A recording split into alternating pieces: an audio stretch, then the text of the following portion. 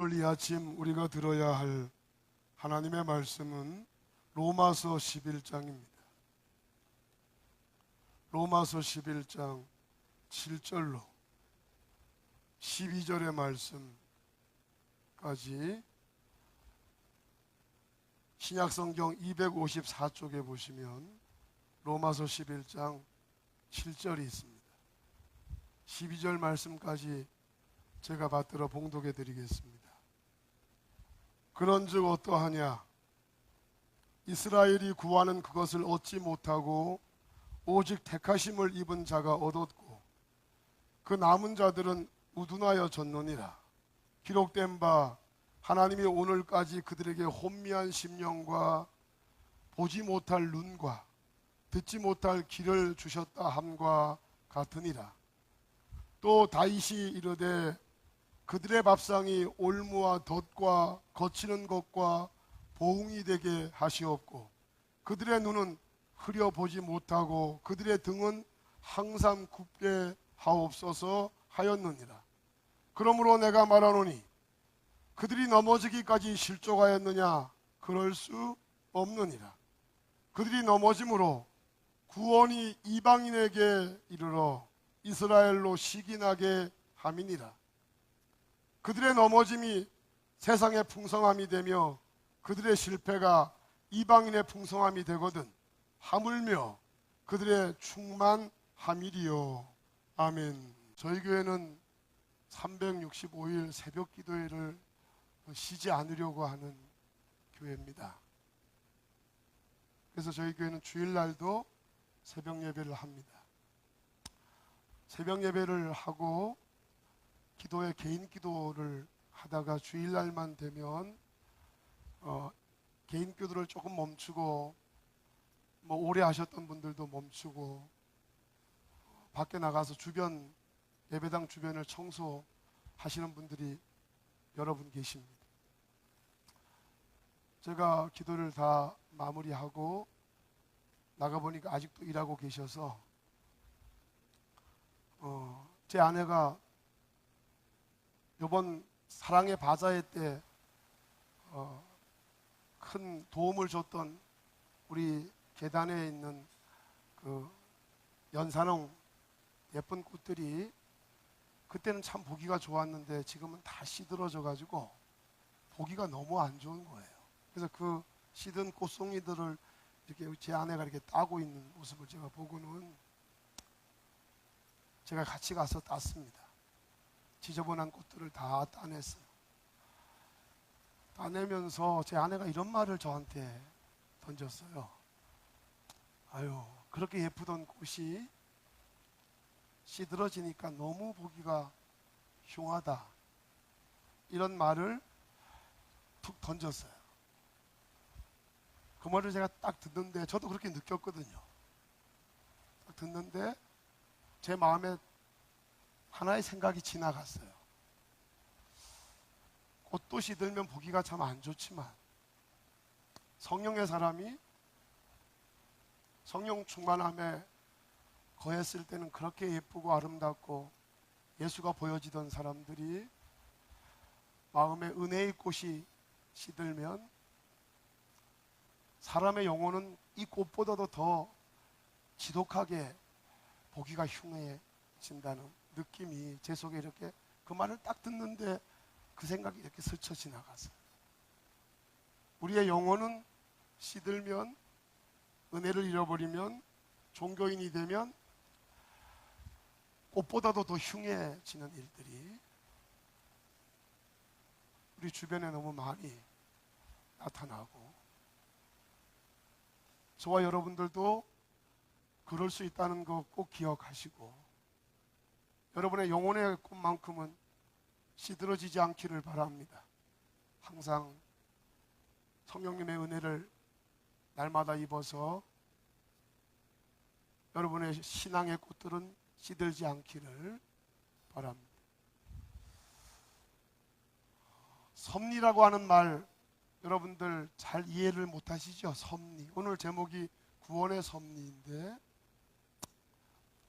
로마서 1장부터 8장까지는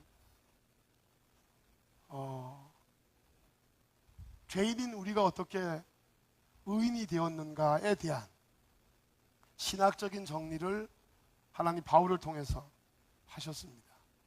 그리고 9장부터 11장까지는 이스라엘 민족에 대한 이야기입니다. 이스라엘 민족을 하나님이 어떻게 이끄시는가, 먼저 선택한 이스라엘 민족에 대해서 하나님은 어떠한 구원 계획이 있으신가를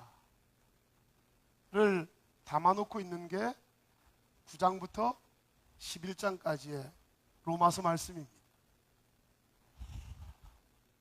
그런데 섭리가 뭔가, 구원의 섭리라고 하는 걸 제가 요즘은 뭐 인터넷에 단어만 치면 다 나오니까 확인을 해봤더니, 우리를 구원하시고 이끄시는 하나님의 구원에 대한 원리와 법칙이 섭니다, 이렇게 되어 있어요. 우리를 구원하시려는 하나님 아버지가 가지고 계신 구원의 원리와 법칙, 그것이 구원의 섭니다, 이렇게 말할 수 있습니다. 자, 그러면 로마서에는 뭐가 들어있냐? 구원의 섭리가 들어있습니다. 죄와 사망과 지옥에 빠져있던 우리들을 하나님이 너무너무 뭐 하셔서? 사랑하셔서 우리를 건져주고 싶으셨습니다. 근데 건짐을 받으려면 뭔 문제가 해결돼야 된다고요? 우리 다 배웠던 복습이니까 여러분들 아시면 크게 말하셔도 됩니다. 우리를 죄와 사망과 지옥에 빠져있던 우리들을 건져내시려면 반드시 뭔 문제부터 해결을 해야 되냐면 우리에게 있는 죄 문제를 해결해 줘야 합니다. 근데 그 죄 문제는 내가 진 만큼 착한 일을 많이 한다고 없어지는 문제가 아니고 죄 값을 지불해야 됩니다. 성경에 말씀하시기로 죄 값의 지불은, 죄의 싹은 사망이다, 죽음으로 죄 값은 지불되는 것이다 라고 말씀하셨습니다. 그래서 우리가 죄 값을 죽음으로 지불해야 되는데, 죄인인 박용서 목사가 그냥 죽어버리면 나는 죽어서 지옥 가야 되니까, 천국 갈 수 없으니까 하나님 우리를 천국에 보내주는 죄값을 지불하는 방법이 없을까 하시다가, 죄 없는 사람이 죄인을 위해서 죽어주셔야 되는데 하나님이 당신의 아들을 이 땅에 사람으로 보내서 그 사람으로 오신 죄 없는 하나님의 아들 예수 그리스도가 오늘 이 자리에 계신 여러분들 모두, 박용수 목사까지 포함해서 우리의 죄를 짊어지고 십자가에 달려 피 흘려 죽으심으로 우리의 죄값을 반만 갚았다고요? 완불했다고요? 완불하셨다는 거예요. 이게 우리가 듣는 복음이에요. 우리의 자력으로는 해결할 수 없는 죄 문제를 하나님이 당신의 아들을 사람이 되게 하셔서 우리의 죄를 짊어지고 우리 대신 십자가에 달려 죽으심으로 우리가 지불해야 될 죄값을 그분이 완불하셨다. 죽으시면서 다 이루었다. 그 다 이루었다는 말이 테텔레스타이라고 하는 헬라어 상업용어인데 그 용어의 뜻을 봤더니 완불했다라는 뜻입니다. 완불했다.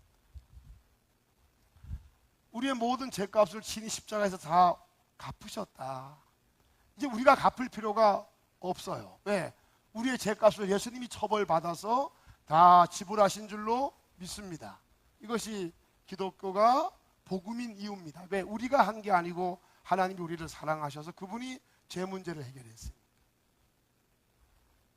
그 복된 소식을 우리가 듣고 믿음으로 구원받은 거니까. 근데 그 믿는 것마저도 우리의 능력으로 믿을 수가 없다는 거예요. 하나님의 영이 우리 가운데 오셔서 말씀을 듣는 중에 믿음의 복을 주신 줄로 믿습니다. 오늘 이 자리에 계신 분들, 눈을 똑바로 뜨고 목사를 쳐다보면서 말씀을 듣고 계신 여러분들 중에는 이 믿음의 복을 받아서, 나는 예수님 믿는 믿음의 복을 받아서 나는 믿음으로 제사함 받고 하나님의 의에 이른 의인이 되었다라고 하는 확신을 갖고 계신 분들이 이 중에 여러분 계신 줄로 압니다. 하나님은 우리를 그렇게 법적으로 죄 문제 해결해 주시고 영으로 우리 가운데 오셔서 예수 그리스도를 나의 구주로 마음에 영접하고 믿을 수 있는 복을 우리에게 주셔서 법적으로 해결받은 구원의 은총이 박용서 목사 개인의 구원이 되도록 우리 성령께서 우리 가운데 임재하시고 일하신 줄로 믿습니다. 그렇게 우리의 모든 죄값을 다 지불하신 하나님, 그리고 우리에게 믿음을 주셔서 구원해 주신 하나님, 누구든지 예수를 믿기만 하면 처벌의 대상이 아니라 용서의 대상이 되고 죄인이 아니라 의인 되고 법 아래 있지 아니하고 은혜 아래 있도록 우리 하나님의 사랑이 그 구원의 놀라운 은총을 우리에게 허락해 주신 줄로 믿습니다. 하나님은 그런 구원 계획을 갖고 계셨고 말씀하셨고 때가 돼서 구원의 계획을 이루셨습니다. 그것을 우리가 뭐라 그러냐 따라해 보십시오. 구원의 섭리. 그런 모든 역사를 구원의 섭리라 그럽니다. 하나님은 우리를 구원하시는 그런 놀라운 계획을 원리를 정하시고 먼저 제 문제 해결하고 법적으로 해결한 제 문제를 해결받은 것을 우리 각 사람에게 전달해 주려고 성령님 오시고 믿음을 통해 내 것으로 만들어 내가 하나님의 자녀가 되는 은총을 우리에게 주시도록 그렇게 하나님은 계획하셨고 계획을 이루신 줄로 믿습니다. 물론 앞으로도 이루어 가실 것입니다. 여기까지가 몇 장까지 얘기냐? 로마서 8장까지 이야기입니다. 자, 로마서 8장까지를 아주 간추려서 다시 한번 여러분에게 알려드릴 것입니다. 그리고 9장부터 11장까지는 어느 민족에 대한 구원의 섭리를 말하는 거냐면 따라하십시오. 이스라엘 민족. 네, 이스라엘 민족에 대한 구원의 섭리를 9장, 10장, 11장까지 담고 있는 것입니다. 여러분 아시겠지만 하나님은 많은 족속 중에 어느 민족을 먼저 선택하셨어요? 이스라엘 민족을 먼저 선택하셨어요. 그리고 그들을 거룩한 민족, 성민으로 선택받은 민족이기도 했지만 거룩한 민족이 되게 하시려는 게 주님의 뜻이었어요. 그래서 이스라엘 민족을 거룩하게 만들어서 이스라엘 민족만 구원하시려는 게 아니었어요.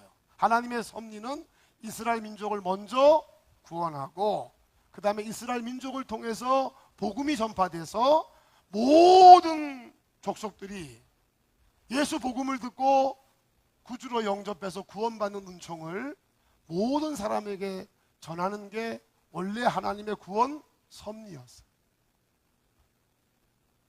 그러니 하나님의 구원의 섭리의 시작은 어디부터였냐면 유대민족이었어요. 그런데 안타까운 일은 뭐냐면 그렇게 먼저 선택받은 그리고 혜택받은 은혜를 입은 유대민족이 하나님을 배반하고 반역한 것입니다. 오늘 여기 예배 드리시는 분들 중에도 하나님께 은혜 받고 구원받아서 이 자리까지 오셨지만 주님께서 베풀어 주신 은혜에 100분의 1, 1000분의 1, 만분의 1도 보답하지 못한 채 우리가 주님의 마음을 많이 아프게 하는 삶을 살아가시는 분들도 있을 것입니다.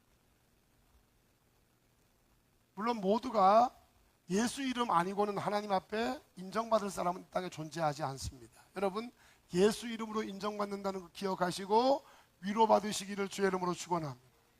우리가 하나님 앞에 인정받는 길은 예수 이름으로 인정받는 거예요. 여러분의 착한 공로 때문에 인정받는 게 아니기 때문에 좀 부족했더라도 예수 이름 의지해서 회개하시기를 주의 이름으로 축원합니다. 그거 잘하셔야 돼요. 그런데 우리 하나님께서 이스라엘 민족을 먼저 선택하셨어요. 아시죠?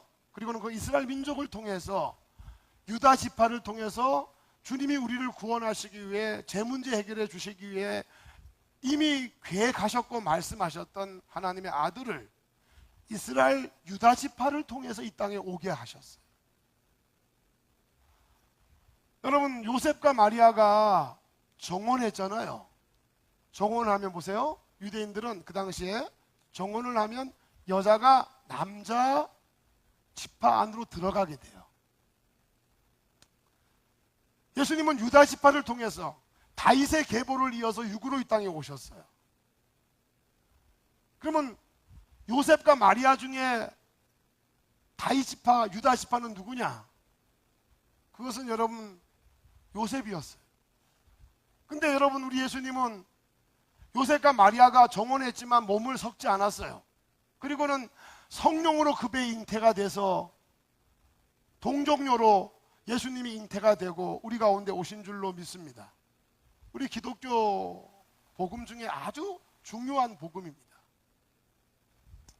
그렇게 오셨기 때문에 마리아의 배를 빌려서 오신 예수님이니까, 그러면 성경적으로 따지면 유다 지파를 통해서 오셔야 되는데 어떻게 유다 지파가 아닌 마리아의 배를 빌려서 오신 분이 어떻게 유다 지파에서 왔다고 얘기할 수 있냐?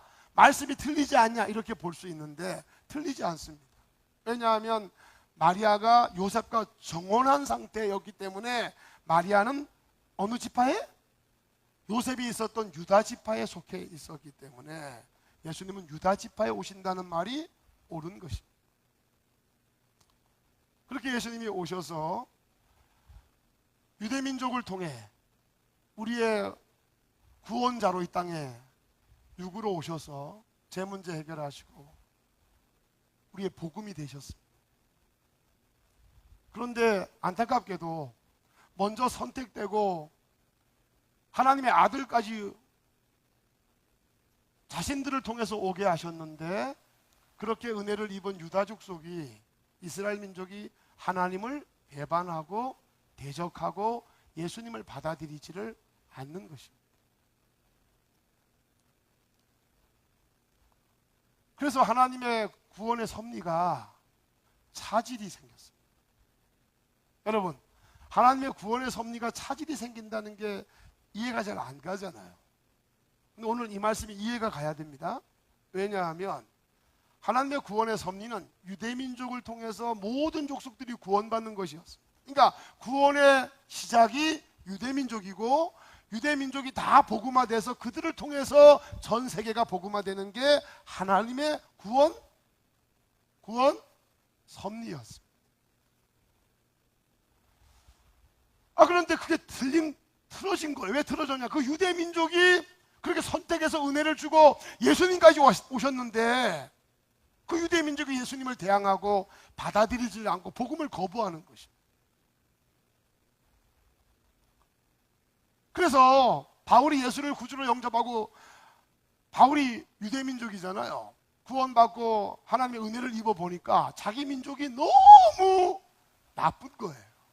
하나님에게 은혜를 입어서 먼저 선택이 되고 거룩한 민족이 되고 예수님까지, 하나님의 아들까지 오셨는데, 그래서 먼저 다 예수 믿고 구원받게 하려고 자기들을 선택했는데, 아니 그런 자기 민족이 하나님을 대항하고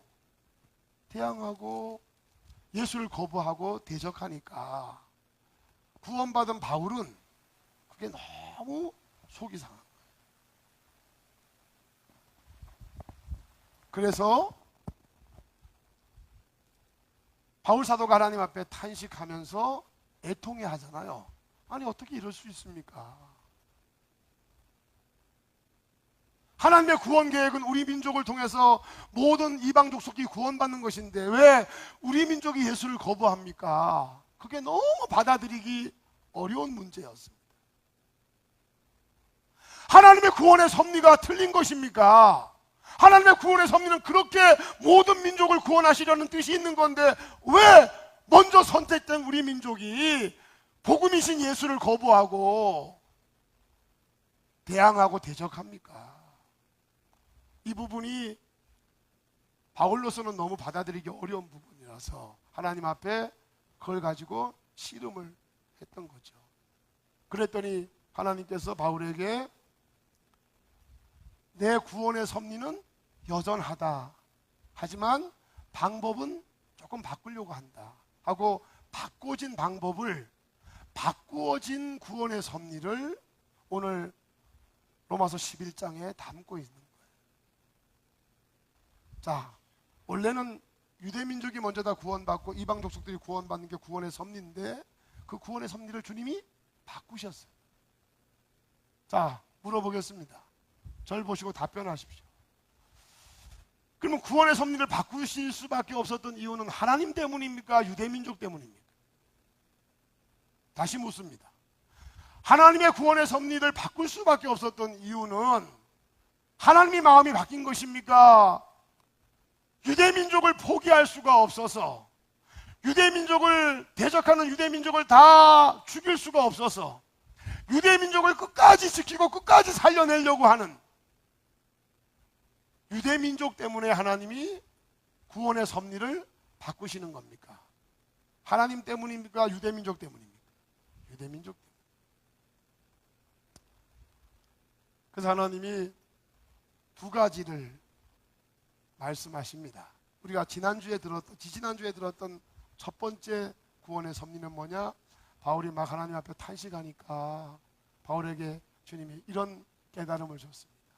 바울아, 나는 너희 유다민족을 포기하지 않는다. 나는 너희 민족을 선택했고 선택한 민족을 내가 쉽게 포기하지 않는다. 그러니 낙심하지 마라. 그러면서 하나님이 바울에게 소망의 구원의 섭리를 들려주시는데 그게 뭐였냐면 우리가 지지난주에 들었던 말씀 조금 눈을 옮겨서 한번 살펴보시겠습니다. 11장 다 펴셨죠? 11장 1절부터 6절까지 우리가 지지난주에 들었던 말씀인데 제가 읽어볼 테니까 같이 보시면서 들으십시오. 그러므로 내가 말하노니 하나님이 자기 백성을 버리셨느냐? 유대민족을 구원해서 이방민족들까지 건져내시려는 하나님의 구원의 섭리가 하나님의 구원의 섭리인데 그럼 그것이 없어진 거냐? 하나님이 자기 백성을 버리셨느냐? 그럴 수 없느니라. 나도 이스라엘이니요 아브라함의 씨에서 난 자여 베냐민 지파라. 하나님이 그 미리 아신 자기 백성을 버리지 아니하셨나니 너희가 성경이 엘리야를 가리켜 말한 것을 알지 못하느냐? 그가 이스라엘을 하나님께 고발하되 주여 그들이 주의 선지자들을 죽였으며 유대민족이 하나님 말씀을 전하는 주의 종들을 대적하고 죽였다는 거죠. 주의 제자들을 헐어버렸고 나만 남았는데 내 목숨도 찾나이다 하니 완전히 망가진 유대민족에 대해서 엘리야가 탄식하면서 얘기를 하니까 4절 보십시오. 그에게 하신 대답이 무엇이? 하나님 뭐라고 대답하셨냐? 내가 나를 위하여 바알에게 무릎을 꿇지 아니한 사람 몇 천 명? 7천 명을 남겨두었다 하셨으니 그런즉 이와 같이 지금도 은혜로 택하심을 따라 먼 자가 남은 자가 있느니라. 만일 은혜로 된 것이면 행위로 말미암지 않음이니 그렇지 않으면 은혜가 은혜되지 못하느니라. 아멘. 잘 보십시오. 11장 1절부터 6절까지 하나님의 이스라엘 민족에 대한 구원의 섭리는 뭡니까? 먼 자를 남겨두신다? 먼 자를 남겨두신다? 남은 자를 남겨두신다는 거예요. 하나님을 경외하는, 하나님을 온전히 섬기는, 예수 그리스도를 구주로 영접하고 온전히 하나님을 의지하는 진실한 믿음을 가진 하나님의 사람들, 그들이 유대인들 속에 얼마만큼은 내가 남겨두었다라고 말씀합니다. 남겨두었다. 그래서 그들을 통해서 다시 하나님의 구원의 역사를 펼쳐가시겠다고 하는 뜻을 엘리야에게 알려주셨고 엘리야에게 알려주셨던 그 뜻을 바울이 깨달은 것입니다. 아하, 우리 하나님은 우리 이스라엘 민족을 범죄했다고 대적했다고 다 없애버리시는 분이 아니라 그래도 포기하지 않으시고 사랑의 하나님이 이스라엘 민족을 구원하시려는 구원의 섭리를 접지 않으셨구나. 접지 않으신 그 대표적인 증거가 뭐냐? 남은 자를 두시는 것.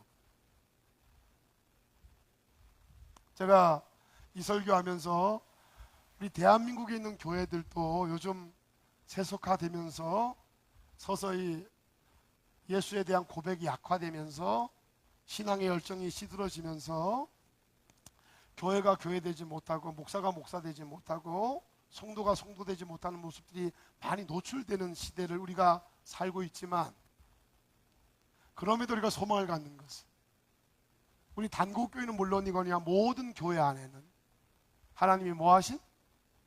하나님이 남겨두신 분들이 있다는 사실 동의하십니까? 동의하십니까? 네, 남겨진 자들이 있습니다. 그게 이 민족의 희망입니다. 그게 이 땅의 모든 교회의 희망입니다. 하나님의 구원의 섭리는 접지 않습니다. 유대 민족을 접지 않았듯이 오늘 대한민국 교회 또한 하나님의 구원의 역사의 섭리를 접지 않으실 줄로 믿으시기 바랍니다. 그래서 뭘 남겨두시냐? 남은 자를 꼭 두십니다. 가슴에 예수가 머문 자들, 구원의 감격이 아직도 살아 움직여 찬양을 할 때나 기도를 할 때나 말씀을 들을 때나 그 모든 순간순간에 하나님을 경험하고 온 마음을 다해 주께 영광을 돌리며 은혜 안에 머물러 주님을 찬양하는 온전한 그리스도인들이 교회마다 남겨져 있는 줄로 믿습니다. 그들을 하나님이 남겨두셨다. 그게 이스라엘 민족을 향한 하나님의 구원의 섭리, 하나님의 수정된 구원의 섭리를 말씀하신 거죠. 마지막으로 또 한 가지의 구원의 섭리는 뭘까? 오늘 본문에 나와 있습니다. 하나님의 이스라엘 민족을 포기하지 않는, 여전히 구원하시려고 하는 하나님의 의지를 접지 않으시는 그 하나님의 구원의 섭리는 오늘 우리가 읽었던 본문 말씀에 두 번째 섭리가 나오는데, 여러분 눈을 돌려서 몇 절을 보시냐면 11절을 보십시오. 오늘 읽었던 11장 11절 다 같이 한번 읽어보겠습니다. 시작. 내가 말하노니 그들이 넘어지기까지 실족하였느냐? 그럴 수 없느니라. 그들이 넘어짐으로 구원이 이방인에게로 이르러 이스라엘로 시기나게 함이니라. 무슨 얘기입니까? 하나님이 이스라엘 민족을 다 구원해서 이스라엘 민족을 통해 이방 족속들을 구원하시려는 원래 계획이 있었는데 그 원래 계획을 수정하셨다는 겁니다. 어떻게 수정하셨냐? 유대 민족이 예수를 거부하니까, 유대 민족이 복음을 거부하니까 복음의 말씀을 듣고 잘 받아들이는 유대 민족이 아닌 이방 족속들, 우리 대한민국도 그것 속에 포함되는데 이방 족속들에게 복음이 전해져서 그들이 예수를 영접하고 그들이 다 구원받아 하나님을 찬양하며 영광을 돌리는 온전한 그리스도인들이 될 때 그 이방인들이 예수 그리스도를 구주로 영접하여 하나님의 자녀가 되고 영생을 얻는 놀라운 구원의 역사를 이스라엘 민족이 아닌 이방 족속들을 통해서 그 역사를 이루어서 그 역사를 보는 이스라엘 민족이 시기나게 하고 질투나게 해서 그들이 다시 누구에게로? 예수께로 돌아오도록, 예수님께로 온전히 회개하도록 하나님은 그렇게 구원하실 계획을, 구원하실 섭리를 갖고 계신 줄로 믿습니다. 그러니 수정한 겁니다. 유대 민족을 통해 이방 족속들을 구원하려는 계획이 원래 하나님의 계획이었는데 유대 민족들이 그걸 거부하니까 그냥 버리면 되는데, 그냥 죽여버리면 되는데, 그냥 끝내버리면 되는데 하나님의 사랑이 유대 민족을 접지 못하는 것입니다. 그래서 이방 족속들의 변화를 통해, 이방 족속들의 구원의 역사를 통해 유대인들이 그 모습을 보면서 이게 뭐야? 하면서 놀라게 하고 시기나게 만들어서 그들이 나중에는 하나님께로 돌아오게 하는 그 구원 계획을, 그 구원의 섭리를 하나님이 세우신 줄로 믿습니다. 세우신 거죠. 제가 이 말씀을 묵상하면서 우리 대한민국 교회에 대한 생각을 좀 했습니다. 자, 이스라엘 민족에 대한 구원 계획, 하나님의 구원의 섭리는 수정이 됐어요. 남은 자 두고 그 다음에 이방 족속들이 구원을 받는 모습을 보면서 시기나게 만들어서 돌아오게 하려는 하나님의 구원 계획을 정하셨어요. 이걸 고스란히 우리 대한민국 교회에다가 옮겨 놓으면 어떻게 될까? 저는 동일하다고 생각합니다.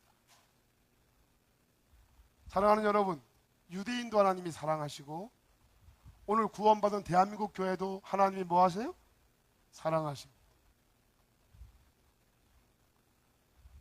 하나님의 구원의 섭리는 하나님의 뭐가 만들어내는 것이냐면 하나님의 사랑이 만들어내는 줄로 믿습니다. 하나님의 사랑이 구원의 섭리를 만들어내는 거죠. 은혜를 베푸는데 은혜를 거부하는 유대민족을 하나님이 놓지 않으시고 계획을 수정해서라도 그들을 건져내시려는 것, 그것은 변함없는 하나님의 사랑이 만들어내는 구원의 섭리인 줄로 믿습니다. 오늘 대한민국 교회도 은혜 충만하고 교회가 세상을 변화시키는 주역이었고 하나님의 큰 영광을 받으신 지가 그리 오래되지 않았습니다. 그런데 지금은 도리어 교회가 세상으로부터 역전되는 분위기를 우리가 부정할 수가 없습니다. 그리고 우리 스스로가 교회를 들여다보고 목회자를 들여다보고 성도를 들여다봐도 뭔가 잘못된 부분이 많다는 느낌을 떨칠 수가 없습니다. 여러분, 우리는 유대인이 아닙니다. 우리는 이방 족속이고 유대인이 하나님을 대적하는 바람에 덤으로 우리가 복을 받은 사람들이고 구원을 받은 줄로 믿습니다. 그렇으면 더욱 정신을 바짝 차리고 은혜를 놓치지 않으려고 주의 뜻대로 순종하며 달려가려고 씨름해야 될 우리들이 점점 영적으로 게을러지고 세상은 쳐다보는데 주님은 자꾸 안 쳐다보게 되는 이런 문제가 자꾸 심화되어 가고 있습니다. 우리 마음에 이런 염려가 생깁니다. 그러면 우리 하나님, 우리 대한민국 교회를 어떻게 대하실까? 어떻게 하실까? 대한민국 교회를 통해서 이루시려는 구원의 계획이 분명히 있었을 텐데 그 계획을 철회하실까? 그런 염려를 하게 됩니다. 근데 그 염려가 오늘 본문을 통해서 해소됩니다. 그래, 유대민족도 하나님이 철회하지 않으셨는데, 유대민족도 하나님이 접지 않으셨는데, 우리 대한민국 교회도 지금 조금 하나님 마음에 들지 못한 모습으로 걸어가고 있지만 하나님의 구원의 섭리, 우리 민족을 통해서 이루시려는 구원의 섭리, 하나님이 접지 않으실 거다. 유대민족을 접지 않으셨던 것처럼 우리 또한 접지 않으실 거다 라고 하는 기대감을 여러분이 말씀을 통해서 얻으시기를 주의 이름으로 축원합니다. 그 첫 번째는 교회마다 남은 자가 있다는 것이고, 그 두 번째는 먼저 된 자들이 나중된 자들의 열심하는 모습을 보면서 충격받고 도전받게 하시려는 하나님의 뜻이 있지 않을까.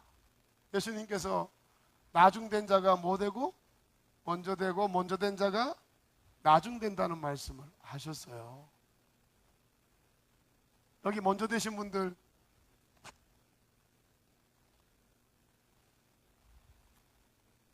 먼저 됐는데 은혜를 놓쳤으면 나중됩니다. 나중에 부름을 받았는데 은혜가 충만합니까? 먼저 된 것입니다.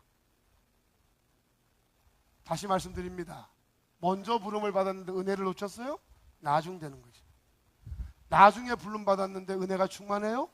먼저 된 겁니다. 여러분, 교회 안에는 먼저 된 자와 나중된 자가 분명히 있는데 신앙은 언제의 모습을 하나님이 인정해 주냐? 지금 여기의 모습을 인정해 주는 줄로 믿습니다. 먼저 됐을 때 아주 뜨거웠어요. 모두가 인정해 주는 사람이었어요. 하나님도 기뻐했어요. 지금은 아니에요. 지금은 예수가 가슴에 없어요. 지금은 구원의 감격도 없어요. 지금은 그분에 대한 고백도 없어요. 지금은 그분이 기쁨이 아니에요. 그런 마음이라면 그분은 나중된 분이에요. 근데 느지막이 80이 되고 90이 돼서 여기 느지막이 예수님 앞에 돌아오신 분이 계신데, 돌아오셨는데 은혜를 받고 그저 주님이 만져주셔서 눈물이 쏟아지고 뜨거운 감격이 넘쳐나고 믿음이 팍 되살아나고 구원의 기쁨이 있고 그런 분이 지금 있다면 그분은 먼저 된 분이 된 줄로 믿으시기 바랍니다. 그런데 여러분, 아직까지 우리 교회 안에는 나중된 자가 먼저 되고 먼저 된 자가 나중되는 그런 현상들이 교회 안에 있습니다. 그 일을 통해서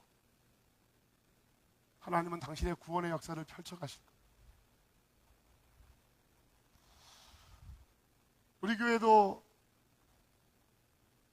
제가 왔을 때 만났던 분들이 많았습니다.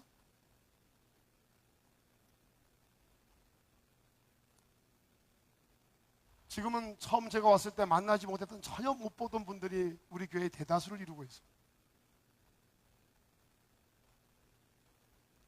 교회 흐름이라고 하는 것 자체가 사람의 힘으로 어쩔 수가 없는 부분이 있습니다. 중요한 것은 저나 여러분이나 먼저 됐는데 나중 되면 그건 정말 큰 문제니까, 먼저 되신 분들 경각심을 가지고 나중 되지 않도록 씨름하시기를 주의 이름으로 축원합니다. 절대 밀려나지 마십시오. 그리고 나중 된 분들, 나중에 오셨는데 먼저 되시는 분들, 지금 은혜가 충만해서 너무 감사가 넘치고 기쁨이 넘치시는 분들 부탁드립니다. 잊어버리지 않았으면 좋겠습니다. 놓치지 않았으면 좋겠습니다. 그래서 여러분들을 통해서 하나님의 구원의 섭리가 우리 단국교회를 통해서 아름답게 펼쳐지는 그런 역사 있기를 기대합니다. 이스라엘 민족의 구원의 섭리, 그것은 바로 우리 교회를 향한 하나님의 구원의 섭리라는 사실을 저와 여러분들 모두 동일하게 인정하고 그 믿음 가운데 주의 이름으로 승리하시기를 주의 이름으로 축원합니다. 기도합니다.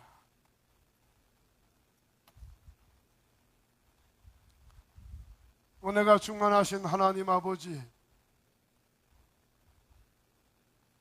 로마서 9장으로부터 11장까지 이스라엘 민족에 대한 주님의 말씀을 저희들이 통해서 하나님의 구원의 섭리가 어떻게 수정되었는지를 만날 수 있었습니다. 하나님은 이스라엘 민족을 통해 모든 족속들에게 복음이 전해지기를 원하셨습니다. 그런데 이스라엘 민족은 하나님을 배반했고 대적해서 예수를 구주로 영접하지 못해서